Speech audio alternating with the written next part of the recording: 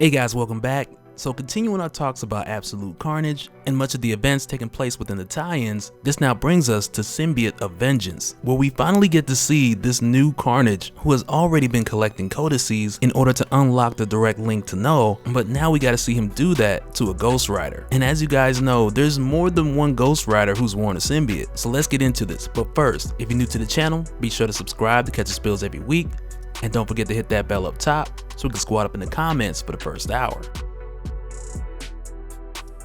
And so now the first thing I want to put out there is that the events taking place within Symbiote of Vengeance, they happened before Absolute Carnage issue number 1, to where at this point Carnage has already began collecting codices and also at this time getting some assistance from the Cult of Carnage, which we also talk about on this playlist, but still definitely happening before Absolute Carnage issue number 1. And so now where we pick up is actually with Alejandra Jones, who at this current time is still in Nicaragua, which in my opinion sounds about right to what I can remember from her character, which was happening throughout Fear Itself and even through Circle of 4, because when Fear Itself kicked off, she was a fairly new Ghost Rider, and to say the least, she took the role very seriously. And it really wouldn't be till Circle of 4, if I remember correctly, to where we saw Johnny Blaze kind of take her under his wing and teach her how to exercise some control with these new abilities, which was much needed because she went a little too hard. And a couple things factored into this, because at the time I think she was like 18, and Adam had urged her that the world needed to be cleansed of all sin, and not like Adam Warlock, but like Adam, like day one Adam, like day one of mankind Adam, who within Marvel history, when he first took the apple from Eve, he believed he invented sin, and he was like, oh shoot, I need to fix this, so I'm just gonna get rid of all the sin on earth. But at the time, I feel like this was one of those things that was quickly answered by the Seeker, whose sole purpose is to select the next Ghost Rider. And at the time, he had recognized very quickly that Adam was using her, and he had told her that there's nobody in the world who does good and just haven't sinned, which for the record is just paraphrasing Ecclesiastes 7:20. There's not a just man in all the world who doeth good and sinneth not. But over the course of time for Alejandra, she had discovered that she was doing more harm than help, and she discovered that she had a bit to learn about how to do the right thing. And so when we pick up with her in Symbiote of Vengeance, she's pretty much in that same place, and that's where we find her in Nicaragua, where she is pledged to stay and protect, to more or less right her wrongs and protect the people from worse threats like narcos, for example. But when we pick back up with her here, we find out that it gets worse than what was worse, because she comes to find out that there's a new visitor in town who is hunting for someone, and along the way he's just killing for sport, and that person is none other than Cletus Cassidy, who at this time is collecting codices and still, remind you, before Absolute Carnage issue number 1. And though he's here specifically looking for Alejandra Jones, who at this time is known locally as the Guardian Phantasma, at this time he still has around the Cult of Carnage, who likely gave him this intel and told him where to find her. But even with doing so, Cassidy is killing people left and right because he's Cletus Cassidy. And so from here we jump over to Danny Ketch, who's more or less working on his sobriety and getting himself together, which is one of the things I love about where the Ghost Riders are at right now, because and the sobriety is great and all, but they're so separated, because Alejandra, who we talked about, she's in Nicaragua, not leaving. Danny Ketch is just trying to live some form of a stable life, and with him, he's so off the rails at this point to like, he turned down working with the Avengers, which then led them to their third option, Robbie Reyes, who at this point in time is doing the Avengers thing, and Johnny Blaze, who is currently the King of Hell, which is something that took place during Damnation, when Mephisto pretty much tried to recreate Hell in Vegas, and with Johnny Blaze, who came to help Wong and Doctor Strange, when he arrived, Mephisto rendered him powerless and just killed him, which then sent Johnny to Hell, where the actual throne was vacant, and not long after he had taken it for himself. But nonetheless, he is still new to this, and at this current time he's not aware of how to get in and out like Mephisto did. But when he becomes aware of what's happening with Alejandra in Nicaragua, he immediately sends his astral projection to see Danny Ketch to go and help her out, since he doesn't know how to physically leave and do something himself. And I'm pretty sure that's something that we'll eventually see Doctor Strange help him figure out, but at this point in time,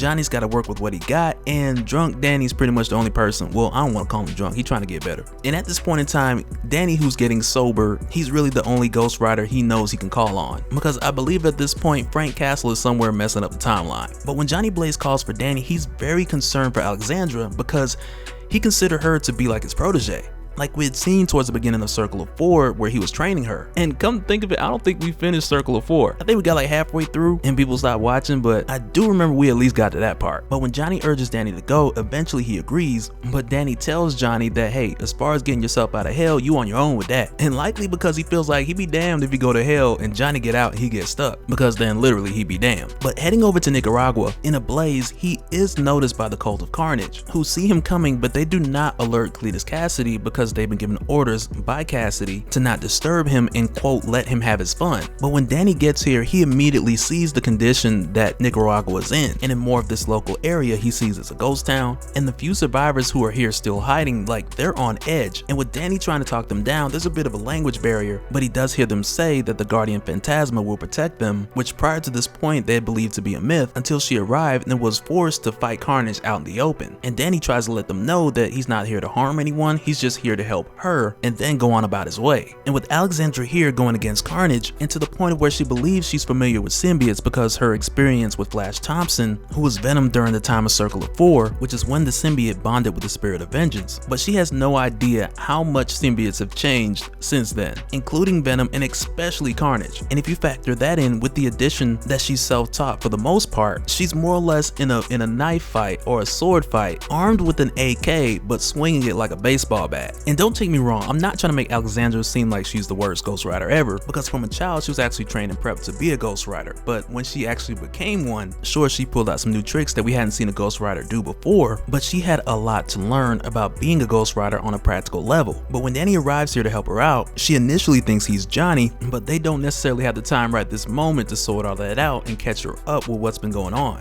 But when Danny comes to help out and he grips Carnage within his chains, he actually struggles to hold him down. And for the both of them, this is like one of the first signs, like, okay, we're dealing with a different animal here. And though your Ghost Rider chains aren't like your bands of Sidorak, which is pretty much what you would see with the chains that Cosmic Ghost Rider has, but for your regular Ghost Rider chains, they're supposed to be more than enough to hold like your regular Carnage, to which, as we know, this is not the case. And with Alexandra reasonably thinking that Carnage was being contained, she came in to take him down, but Carnage broke free and got her first, which was a reasonable mistake because, you know, I thought those chains was gonna do it too, but evidently they didn't. But essentially this led to Carnage successfully retrieving the Codex from Alexandra, making himself stronger, and with doing this it even went to the point of him possessing the Spirit of Vengeance for a short while, which is insane because as soon as he did, it like went from bad to worse. And we kind of been at that bad to worse place, but it went from worse to even worse. Cause like he's throwing fire, turning it into chains, and it's kind of like that Cap throwing Mjolnir in Endgame. It's like, you just a pro on the first try, huh? But really, it's like borderline embarrassing how much more powerful Carnage is than Danny in this situation. But from here, jumping over to Alexandra, who was actually sent to hell, it's now that she reunites with Johnny Blaze and finds out that at this point he's the king of hell. And immediately she's like, you know what? I don't care how this happened. I need you to send me back. And when he tells her that he can't, because once again he's new, he's still figuring this out, she immediately doesn't buy it because all this time that Johnny Blaze has been a Ghost Rider, he's been fighting devils, he's been dealing with Mephisto, who's been walking in and out of hell backwards with his eyes closed. And because of this, she tells him there has to be a way that he can send her back. But eventually he figures out that what he can do is send her to possess somebody else who is nearby and use them as a vessel to figure out a way to help Danny. And it's not like she would go back with any powers, she would just use somebody's body and from there just figure out a way to help. But as far as Danny, who uses the Penance Stare on Carnage,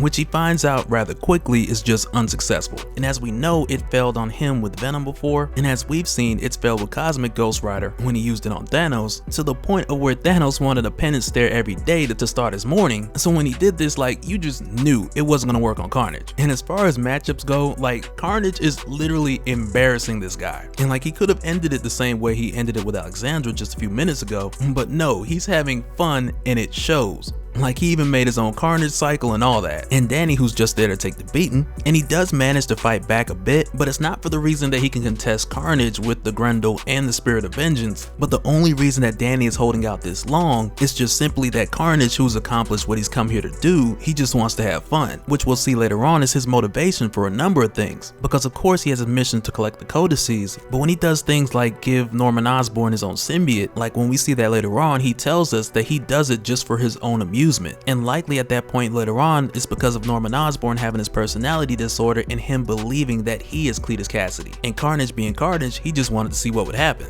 Which is next level sick, just playing with somebody with a condition like that. But at the same time, like, would it be absolute carnage if he didn't? But either way, it's here where we see where Alexandra's plan begins to kick in. Because as it turns out, Johnny Blaze had actually placed her within the little girl who Danny Ketch had met when he first arrived in this town. And she had pretty much just rallied up everybody who lived there to throw Molotov cocktails at Carnage, who was picked up by the same nearby truck which the Cult of Carnage was observing the event through. But it's here with Alexandra, who only has a short time, she gets to know Danny's name, and she thanks him for coming and helping out. And when the spell wears off, Danny lets the little girl know that Phantasma needed her help and that she deserves the credit for protecting the people of this town. But as for Carnage, if you guys remember, when Danny first entered this town and the Cult of Carnage had seen him arriving, they had stood by because they had been ordered not to interfere. And after they pick up Carnage, the leader of the small group, he pays the price for making the decision to pick Carnage up out of that situation. But jumping back to hell with Alexandra and Johnny Blaze, and possibly the dude that Carnage just sent there, like, he probably fallen somewhere in the background. But going back to them, we get a bit of the conversation where Alexandra kind of admits that she wanted to stay,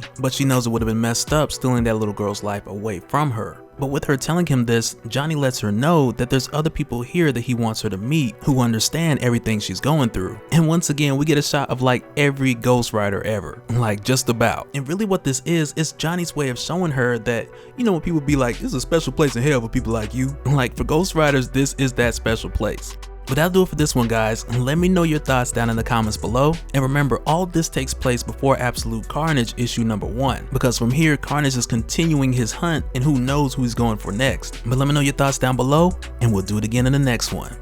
Alright, later.